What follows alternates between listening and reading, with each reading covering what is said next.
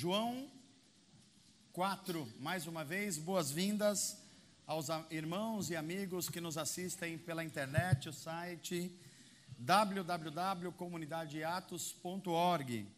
Sejam bem-vindos, vamos ler a palavra de Deus. Como vocês sabem, nós estamos numa jornada bíblica. Jornada quer dizer uma caminhada intencional, estamos juntos, estamos buscando o mesmo objetivo. E a jornada é boa porque a companhia é sempre boa. A companhia do próprio Deus, do Espírito Santo e a companhia dos irmãos de fé e caminhada. Isso é como a gente fazer caminhada naturalmente. Uma coisa é você acordar 6 horas da manhã para caminhar, mas é outra coisa você ter um amigo e falar assim, vamos caminhar juntos?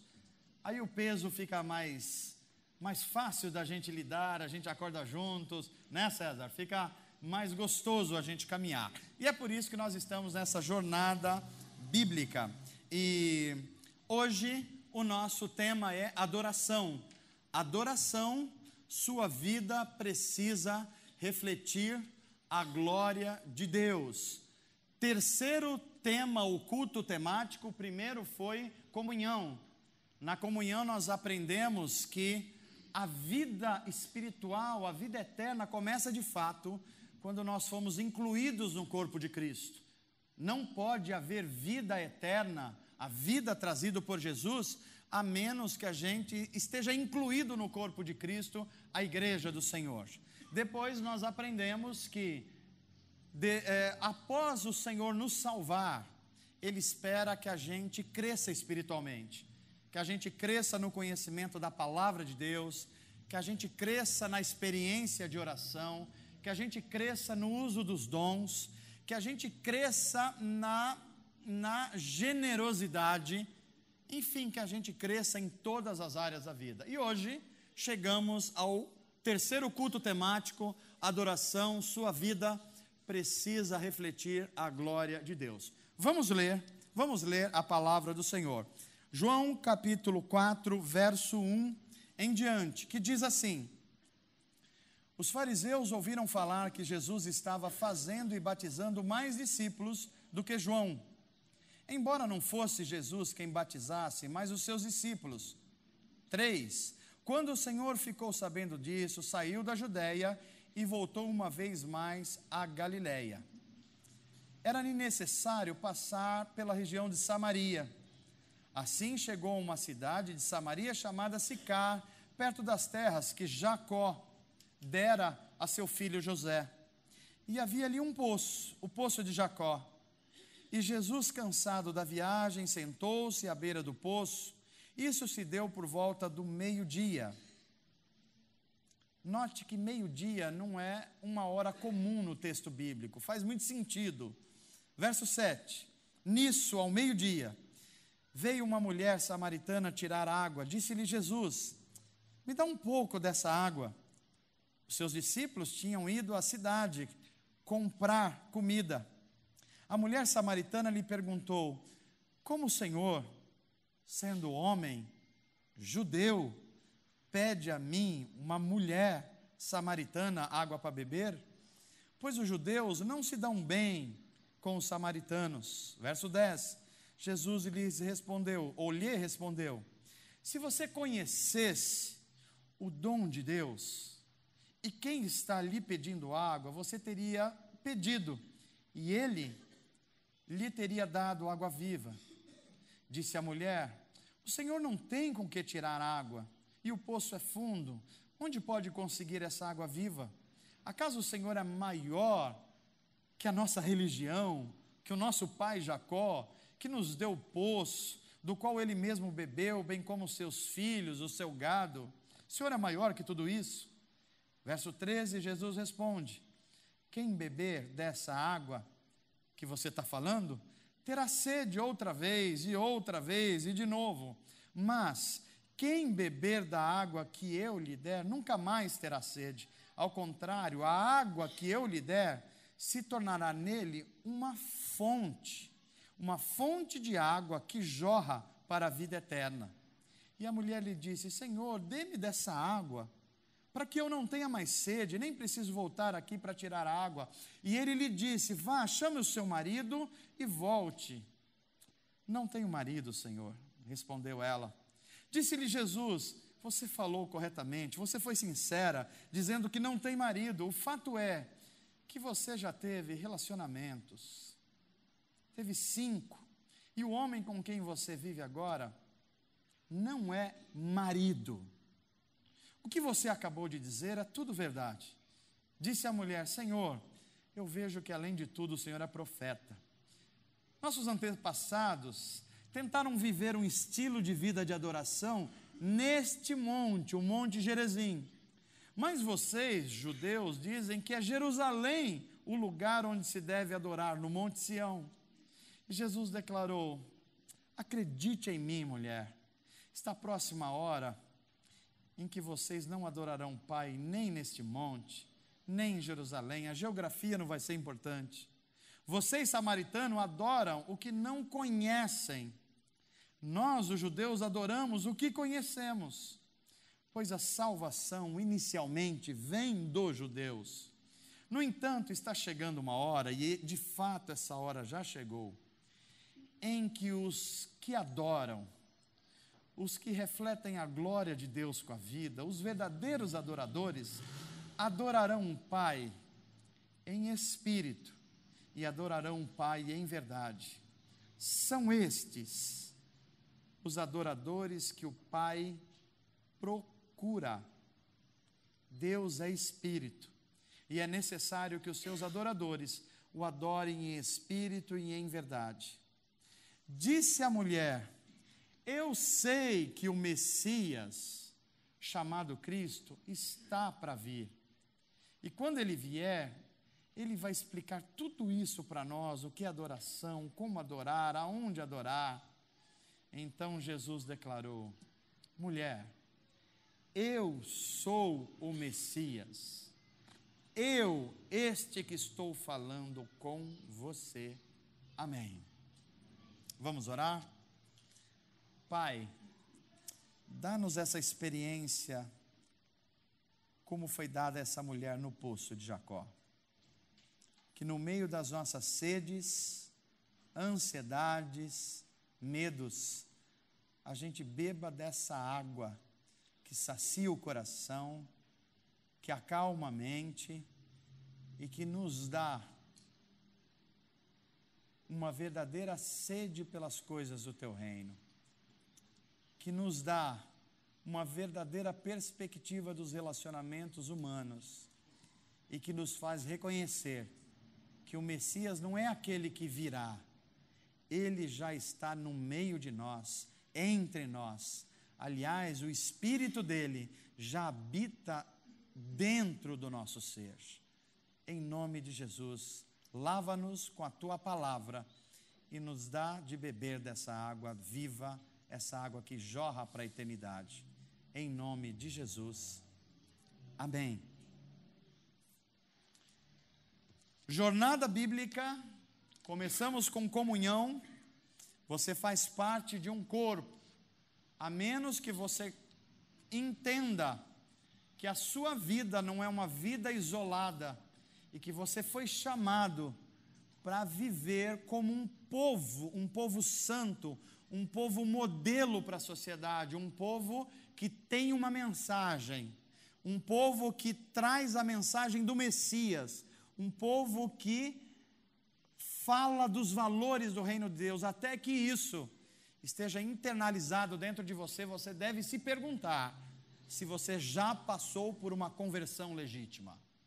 Segunda coisa que nós vimos é que logo após a conversão, Deus espera que você saia do lugar. Deus espera que você ame mais a palavra dele. Deus espere que você não conheça só a historinha de Daniel na cova dos leões, e nem do pastorzinho Davi. Deus espera que você entenda a história da redenção, aonde você está nessa história e como Deus está resgatando em Jesus e no poder do Espírito, não só você, mas os seres humanos, a criação, como Deus está restaurando todas as coisas à santidade original. E hoje, nós estamos diante da adoração, um chamado a viver uma vida que reflita a glória de Deus. Meus amados, adoração é um tema que perpassa toda a Bíblia Sagrada. A Bíblia começa com adoração e termina com adoração. No meio do início da adoração e do final da adoração, ou melhor, da redenção de todo mundo para a adoração, há a missão de Deus no mundo. E é exatamente o que nós estamos fazendo. Nós estamos adorando enquanto fazemos missão. E a nossa missão vai nos levar à adoração universal no final de todos os tempos. Essa é a adoração escatológica da Bíblia. Aquilo que Deus preparou para todos aqueles que reconheceram Jesus Cristo como Senhor das suas vidas.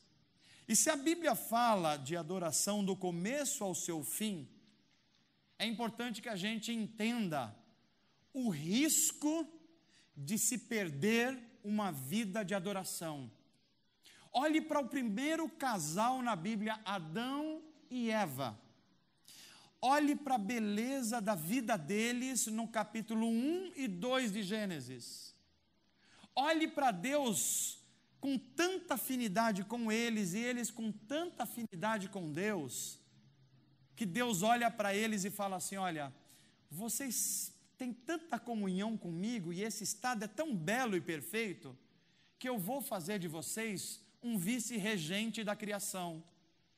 A criação que eu fiz é perfeita, mas ela ainda pode se desenvolver. E vocês estão sendo convidados para desenvolver a criação. Então faz o seguinte, dá um nome aos animais. Vocês podem fazer, vocês estão em união comigo, porque o nome que vocês derem seria o nome que eu daria, porque vocês estão andando em comunhão comigo.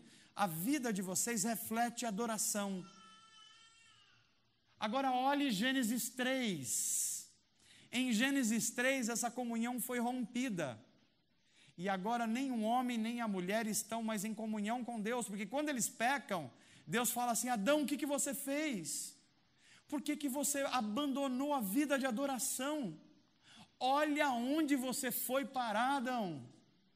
E Adão fala assim: Deus, eu errei, caí por causa da Eva.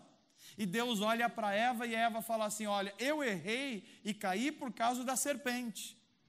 E Deus olha para a serpente e fala com a serpente. E 3 sentenças são dadas para o homem, mulher e serpente. E aí você não tem mais um estilo de vida em completa harmonia com Deus. Uma das coisas que eu fico mais impressionado é a frase que Deus fala para a mulher.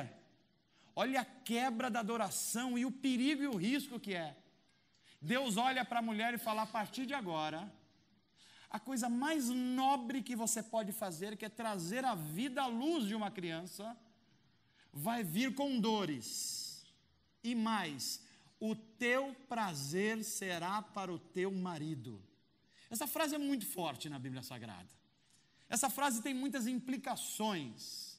Eu sei que tem muitos pregadores que veem nesse texto da Bíblia Sagrada uma subjugação ou subjugamento do prazer da mulher ao homem, mas eu acho que Deus está falando coisas muito mais além disso. O que Deus está falando é que agora, como a vida não está mais dentro do Éden em adoração perfeita, a vida do homem e de uma mulher vai ter um componente político. Ele vai ter que negociar com a mulher e a mulher com o homem para conviver. Agora, a relação de adoração não é um prazer direto com Deus. Há uma relação de ordem e obediência. E isso vai ter conflitos e complicações. Veja o problema da vida fora da adoração entre 2 filhos, Caim e Abel. Era para desenvolver o quê? A amizade, a cooperação, o andar juntos. Deus coloca Caim e Abel, para que Abel, como pastor de ovelhas, oferecesse um guisado de vez em quando para Caim. E Caim, que era agricultor, pegasse das melhores frutas e trouxesse para Caim e falou: Caim, nós estamos em adoração a Deus, nosso estilo de vida é refletir a glória de Deus. Eu trago as minhas frutas para você e você traz um guisado gostoso para mim. Era para ser assim. Mas como eles pecaram, a relação passou de cooperação para concorrência, para briga, para violência, para morte. A gente olha para a geração de Noé e Deus fala assim, Gênesis 6, Noé, a sua geração cresçam e se multipliquem. Eu quero que a sua geração ensine o mundo o que é ser uma família, o que é viver em paz, o que é o homem cuidar bem da casa, o que é a mulher ser uma bênção para a família inteira. Eu quero que vocês sejam assim.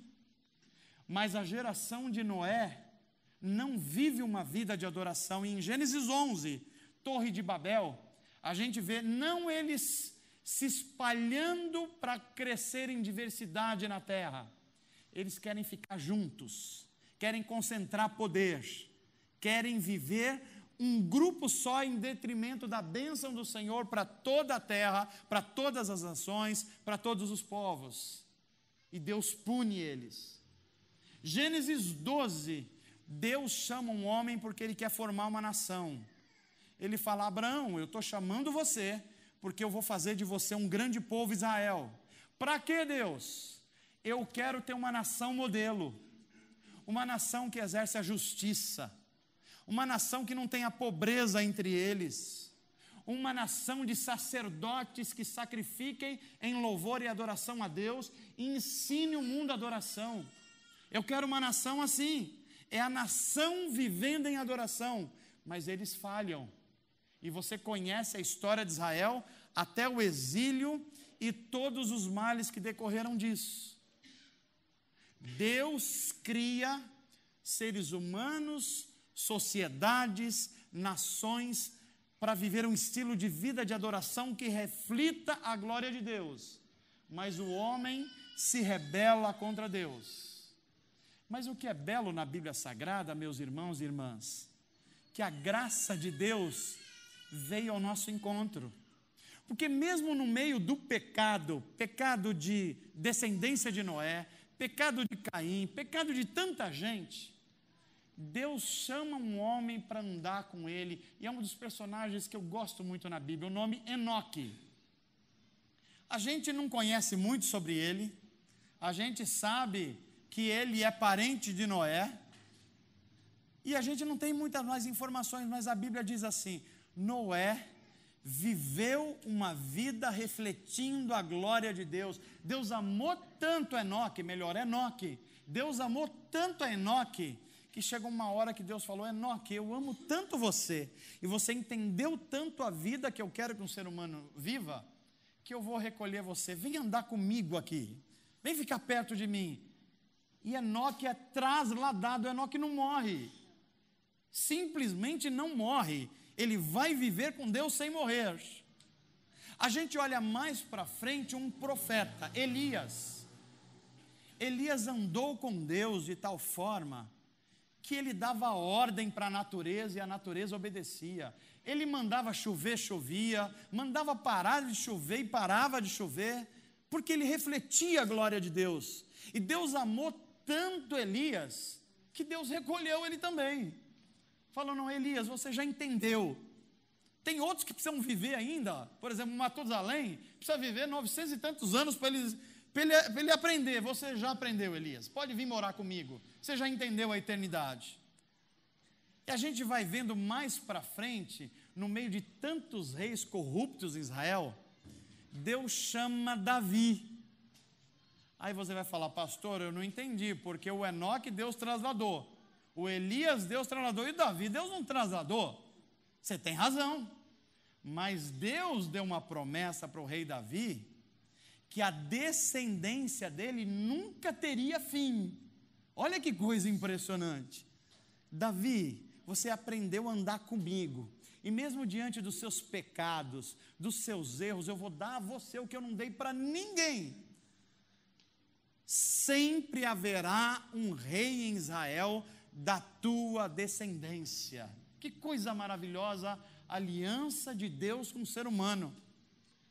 Mas o ápice da Bíblia Sagrada não é Enoque, não é Elias, também não é Davi, é Jesus Cristo. Porque aí nós vamos entender o que é a glória de Deus.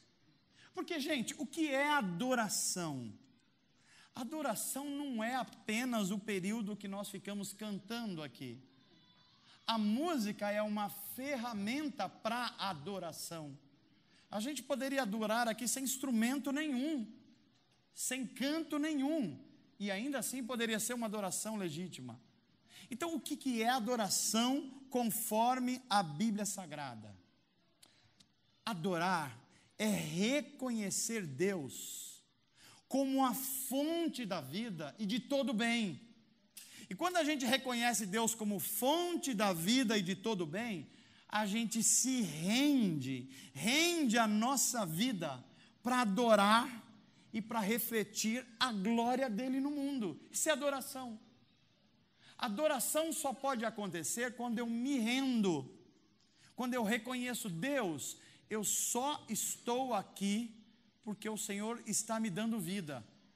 E eu vou planejar amanhã, mas o amanhã só vai acontecer se o Senhor me der vida. Portanto, tudo vem do Senhor, então eu me rendo em adoração, porque o Senhor é a fonte de toda a vida e de todo bem para a humanidade. Isso é adoração. Agora, se adorar é refletir a glória de Deus, o que é a glória de Deus que nós falamos tanto? A Bíblia Sagrada, esse é um tema dos mais difíceis, eu acho, da Bíblia Sagrada. Mas a Bíblia nos dá pelo menos 3 indicações do que é a glória de Deus. Quando a Bíblia fala de glória de Deus, ela está falando das excelências de Deus, das perfeições de Deus, da soma dos atributos de Deus. Por exemplo, Deus é santo, a santidade é parte da glória de Deus. Deus é perfeito, a perfeição é parte da glória de Deus. Deus é sábio, a sabedoria é parte da glória de Deus. Deus é todo-poderoso, isso faz parte da glória de Deus. Essa é a primeira ideia. A segunda ideia que a Bíblia Sagrada dá sobre a glória de Deus é mostrando o caráter de Deus. Beleza, criatividade, bondade, generosidade, dadivoso. Deus é isso, e isso é a glória de Deus, que é manifesta no mundo. Mas há uma terceira forma, que eu acho que é mais fácil para a gente compreender a glória de Deus. A Bíblia Sagrada vai afirmar que a glória de Deus é expressa numa pessoa, a vida, a obra de Jesus Cristo. Quer conhecer a glória de Deus? Olhe para Jesus, olhe para a sua vida, olhe para os seus ensinamentos, olhe como ele lidou com a raiva, olhe como ele lidou com as emoções, olhe como ele lidou com o dinheiro, olhe como ele lidou com o poder. Quer conhecer a glória de Deus? Olhe para Jesus, ele é a glória de Deus. E quando nós entendemos essas fontes bíblicas, nós vamos entender a primeira coisa sobre adoração. O homem nasceu para refletir a glória de Deus. Mas o homem, ao pecar, ele desaprendeu esse estilo de vida de adoração. O ser humano desaprendeu. E tudo que Deus está fazendo no mundo, através do Espírito Santo, é ensinar o homem a viver uma vida de adoração de novo. Essa é a obra do Espírito Santo no mundo hoje.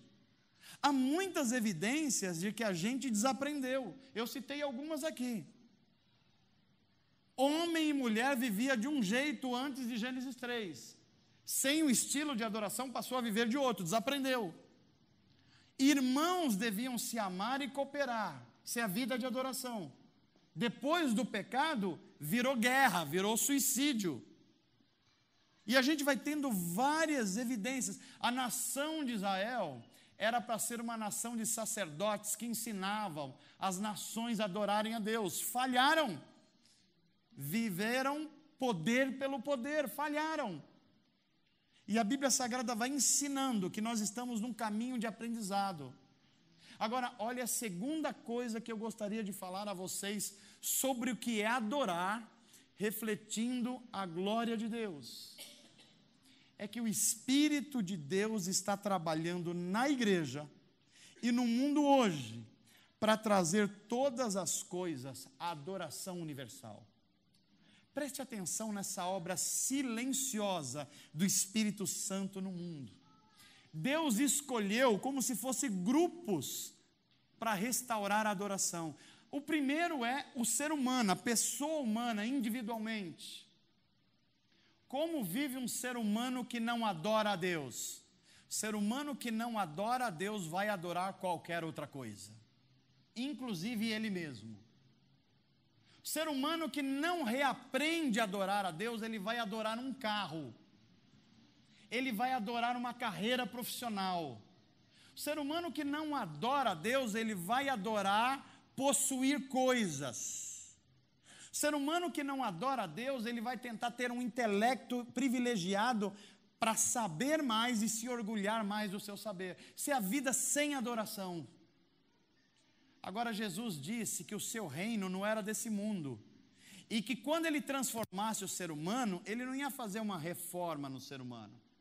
Ele ia transformar de dentro para fora. Transformação do coração, transformação das emoções, transformação dos afetos, transformação do intelecto, transformação da vida por completo. Quando alguém é tomado pelo Espírito Santo de Deus, e o Espírito Santo faz dele uma casa, uma habitação, ele passa a refletir a glória de Deus. E se você olhar bem, você vai lembrar que refletir a glória de Deus é refletir as virtudes de Deus. Que Deus é? Deus é santo, portanto, uma vida de adoração tem que haver santidade. Deus é belo. Eu acho que essa é uma das coisas que os protestantes precisam aprender de novo. A beleza de Deus. A gente fala da força de Deus, do poder de Deus, do juízo de Deus, mas quase sempre a gente não fala das belezas de Deus. Quando a gente consegue verificar a beleza de Cristo e da sua vida, a vida cristã fica mais leve, mais bonita. Isso reflete em nós mesmos. Então, Deus está trazendo o ser humano à adoração renovada. Mas não é só o ser humano. Deus está trazendo também a família à restauração da adoração. O que o Espírito Santo está fazendo hoje? Transformando os seres humanos caídos, um homem caído em restauração, uma mulher caída, mas em restauração. Deus une os diferentes, faz deles uma só carne, e eles começam a descobrir as belezas do mundo da adoração. Eles começam a refletir as belezas da Trindade, Deus, Pai e Espírito Santo. É por isso que tanto Gênesis quanto Jesus vai dizer assim, quando eles se casam, quando eles deixam o pai, deixam a mãe e torna-se uma só carne, então nós temos agora o ser humano completo para adorar a Deus de novo. Homem individual, família, mas Deus está também renovando e recuperando a adoração na política. E eu sei que esse terceiro você falou assim, pastor, você deve ter errado aí. Porque aqui no Brasil não está nada parecido com isso. Aliás, no mundo também não está. O homem eu entendi, a família, mas a política é. Porque a Bíblia vai dizer que Deus não fica sem testemunho na história. Deus sempre terá gente fazendo a sua vontade e refletindo a sua glória no mundo. Todas as vezes que o mundo começou a ir ladeira abaixo, Deus sempre levantou alguém em algum centro de poder e decisão para colocar um fim a um tipo de escárnio e refletir a glória de Deus. Quando a gente olha para a história do mundo, século XVI para o XVII, o mundo com cada vez mais escravos, a Inglaterra, um país dito cristão, apoiava abertamente a escravidão. Um ser humano não valia nada em relação ao inglês.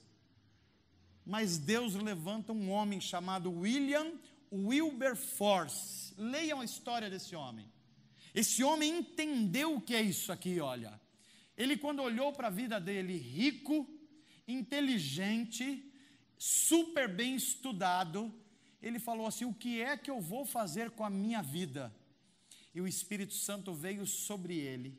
E esse homem se levantou no parlamento da Inglaterra. E durante décadas a fio, ele se levantou todos os dias no parlamento da Inglaterra e falou: essa nação está deixando de adorar a Deus, porque nós estamos fazendo de seres humanos escravos.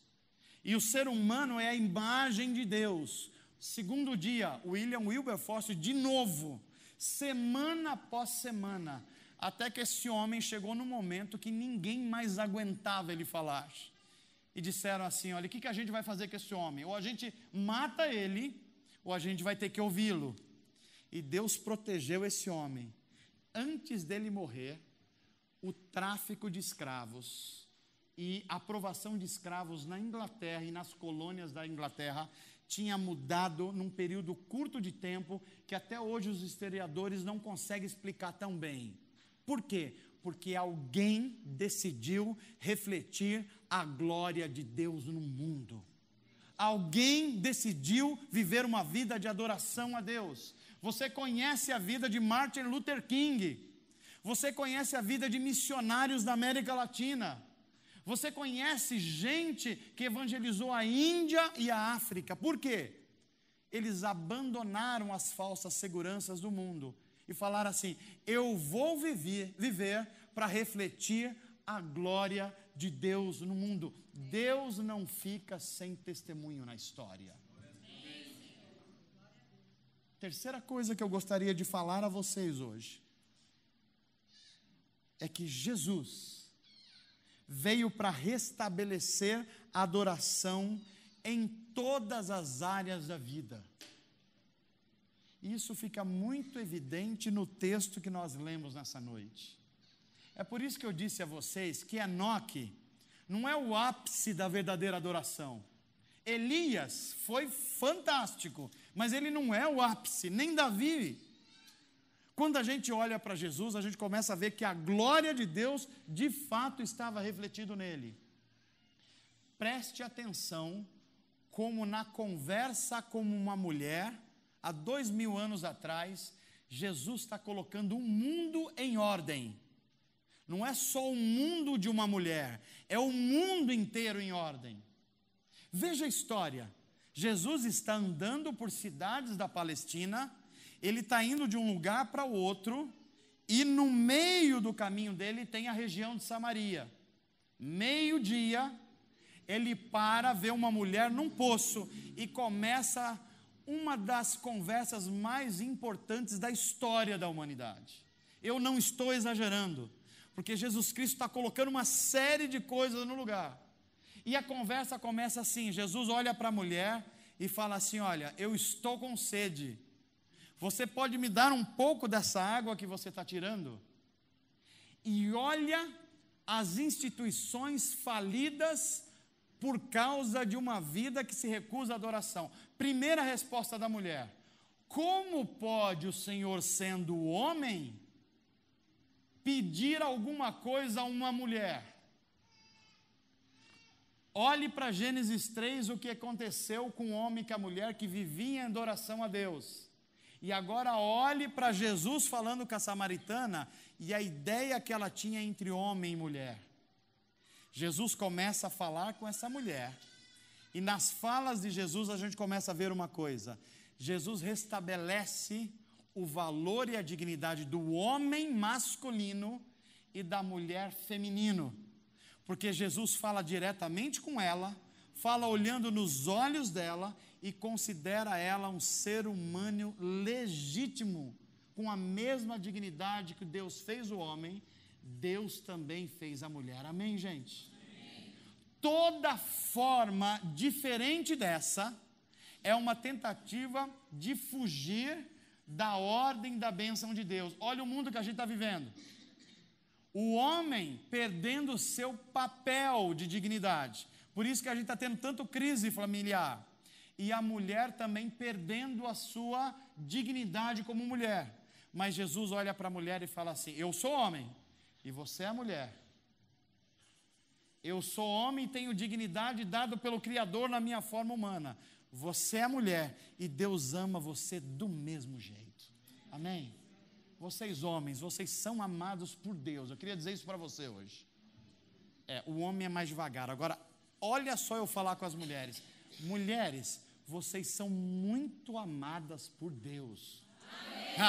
Vira a diferença? Eu acho que a gente precisa um pouquinho mais de redenção aí, né? Para a gente melhorar os homens aqui.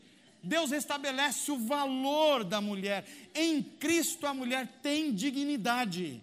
Em Cristo ela tem um papel a exercer. Isso é a bênção da restauração, da adoração. Mas não é só isso. Porque a mulher olha para Jesus e não só cita homem e mulher. Ela fala assim: como pode você, sendo judeu de uma nacionalidade, estar falando com uma samaritana que é inimiga de vocês? Aí Jesus começa a olhar para aquela mulher e com amor fala assim: eu vim, não foi para colocar cerca nas nacionalidades, eu não vim para o inglês somente, eu vim para o africano, eu vim para o asiático, eu vim para o japonês. Aliás, eu amo a diversidade. É por isso que eu criei o latino-americano, é por isso que eu criei o africano, é por isso que eu criei o siberiano, porque eu amo a diversidade. E é nessa diversidade que a minha glória vai aparecer através da vida dos seres humanos. Cultura diferente, comida diferente, arte diferente, música diferente. Para quê? Para que todas essas coisas reflitam a glória de Deus. Amém, gente? Mas não é só isso. Jesus fala do masculino e do feminino. Jesus fala que entre pessoas a nacionalidade tem um limite e ela não define.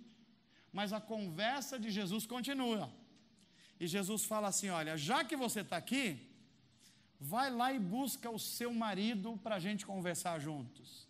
Qual é a resposta da mulher?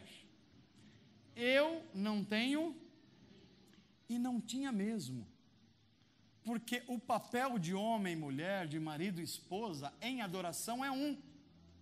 E o papel da mulher e o homem numa vida que não está em adoração é outro. Quando Jesus olha para aquela mulher, eu acho muito lindo esse trecho de João 4. Porque essa mulher tinha tido quantos relacionamentos, gente? 5. Tentou o primeiro. Falou: não, esse cara não deve ser bom, ele não me ama de verdade, eu vou tentar um segundo. Aí tentou ser amada por um segundo homem. Deu certo, gente? Foi para o terceiro. Não, agora eu vou mudar de cor, vou mudar de raça, vou mudar de situação econômica. Deu certo, gente? Quarto, quinto, não deu.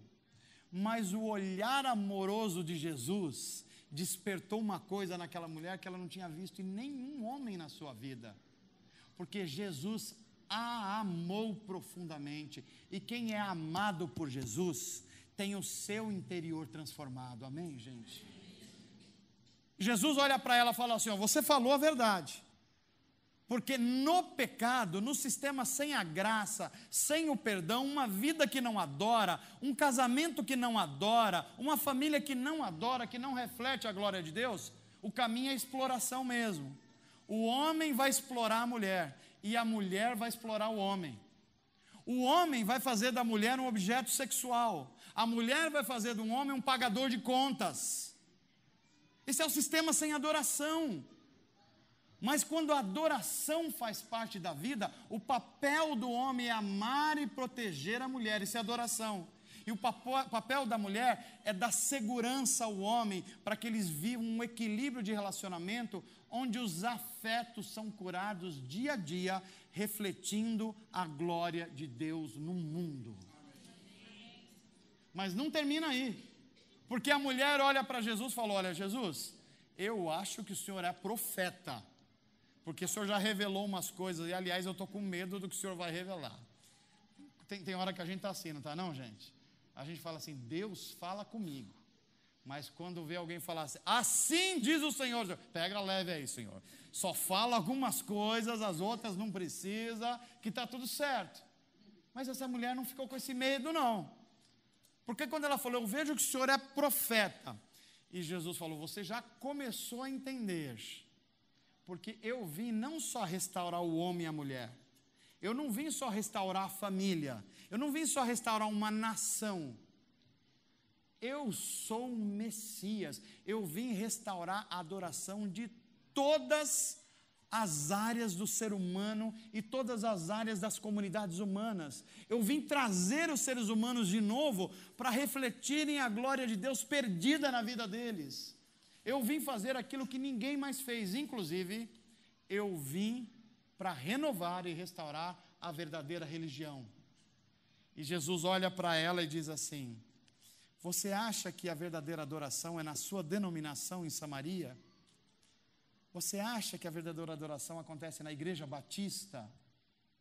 Você acha que a adoração mais fervorosa acontece na Assembleia de Deus? Você acha que as pessoas mais vitoriosas e prósperas acontecem na Igreja Universal do Reino de Deus? Não. Chegou uma hora que isso não importa. O que importa é os corações humanos, que vêm a mim em espírito e em verdade. Gosto muito dessas coisas. Essas duas palavras de Jesus são esclarecedoras. Deus é espírito. Não adore a Deus em nada que ganhe forma, porque Deus não pode ser contido. Não adore Deus numa imagem, porque uma imagem não pode conter Deus. Não adore Deus através de um artifício da religião. A religião não pode conter Deus.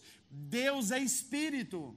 Você só vai entender a verdadeira comunhão e adoração quando entender que Deus é espírito e Deus espera que os seus adoradores o adorem em espírito.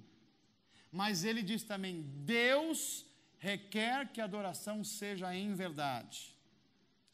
Pastor, como é que a gente adora? A gente adora com música rápida ou música lenta? A gente adora com a mão levantada ou com a mão abaixada? A gente adora com música fervorosa ou com música tradicional? Aí Jesus olha para a gente. Meus filhos da comunidade Atos, vocês não entenderam ainda? Que a adoração que eu aceito, que transforma a vida de vocês, é aquela adoração que vem profundamente de vocês, através da verdade. Não é o mais afinado, é o mais verdadeiro, entendeu? Não é o mais artista, é o que se arrepende. Não é o que tem mais dinheiro ou menos dinheiro, é aquele que mais confia.